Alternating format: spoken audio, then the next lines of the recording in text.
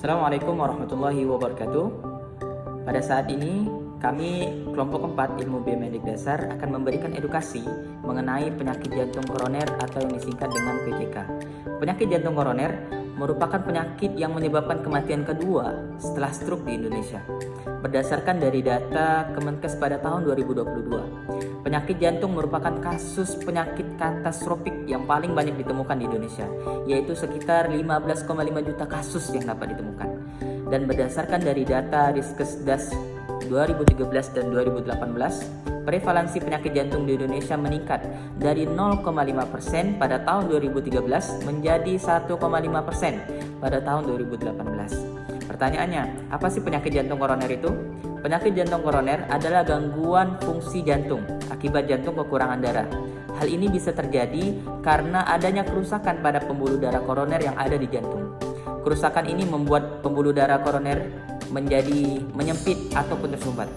Kerusakan ini bisa berupa dari plak sobekan pembuluh darah, bekuan darah, atau yang sering adalah timbunan lemak pada dinding pembuluh darah yang disebut dengan aterosklerosis. Proses penyempitan ini tidak berlangsung dengan waktu yang instan, melainkan dengan waktu yang lama. Untuk mengetahui seseorang memiliki gejala penyakit jantung koroner atau tidak, kita dapat mengidentifikasinya dari beberapa gejala berikut. Yang pertama, rasa tidak nyaman di bagian dada, kemudian menjalar ke leher, ke bahu kiri, tangan kiri, serta punggung. Yang kedua, jantung terasa seperti tertekan, diremas, terbakar, ataupun tertusuk. Yang ketiga, timbul nyeri secara tiba-tiba di bagian dada, baik dengan intensitas yang tinggi ataupun intensitas yang rendah. Yang keempat, dapat ditandai dengan keringat dingin, mual, muntah, pusing, dan bahkan dapat membuat penderita pingsan. Selanjutnya, faktor risiko yang dapat menimbulkan penyakit jantung koroner yang pertama adalah adanya kebiasaan merokok. Yang kedua, memiliki riwayat kolesterol yang tinggi. Yang ketiga, memiliki tekanan darah yang tinggi ataupun hipertensi. Yang keempat, adanya riwayat penyakit diabetes mellitus. Yang kelima, faktor usia. Pada umumnya, penyakit jantung koroner ini menyerang pria pada usia 45 tahun ke atas dan pada wanita pada usia 55 tahun ke atas. Dan yang keenam yaitu adanya riwayat keluarga yang menderita penyakit jantung koroner. Selanjutnya, cara mencegah penyakit jantung koroner. Yang pertama itu tingkatkan gaya hidup sehat. Contohnya rajin berolahraga. Dan yang kedua, melakukan pola hidup patuh. Contohnya mengatur pola makan, kurangi makanan-makanan yang berlemak. Dan cara penerapannya yaitu ada 6. Yang pertama, cek kesehatan secara berkala. Dan yang kedua, enyahkan asap rokok. Dan yang ketiga, rajin aktivitas fisik. Dan yang keempat, diet sehat dan seimbang. Dan yang kelima, istirahat yang cukup. Dan yang keenam, kelola stres.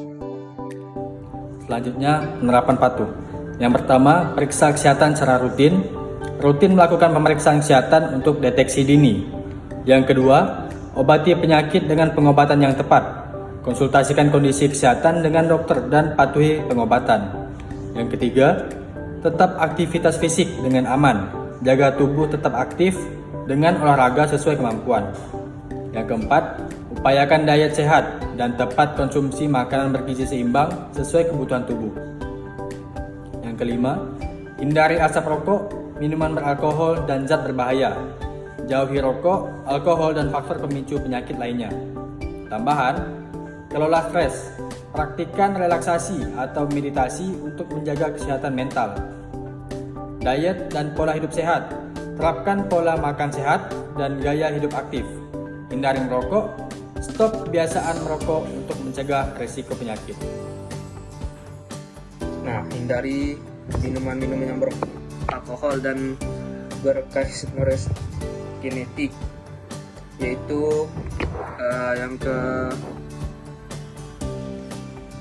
itu ada atasi penyakit dengan pengobatan yang tepat, dan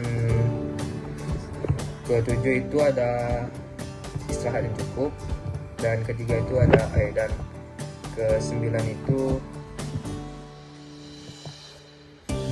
ke-8 itu ada aktivitas fisik. Nah, kesimpulan di sini yaitu jantung merupakan organ vital yang sangat penting dan esensial. Fungsinya mengaruh ke seluruh organ tubuh lainnya. Apabila kita mempunyai masalah pada jantung, maka kelangsungan hidup kita juga akan terancam. Oleh karena itu, penting untuk menjaga kesehatan jantung untuk hidup yang lebih berkualitas. Tingkatkanlah kesadaran, lindungi jantung, dan nikmati kehidupan yang lebih panjang. Terima kasih.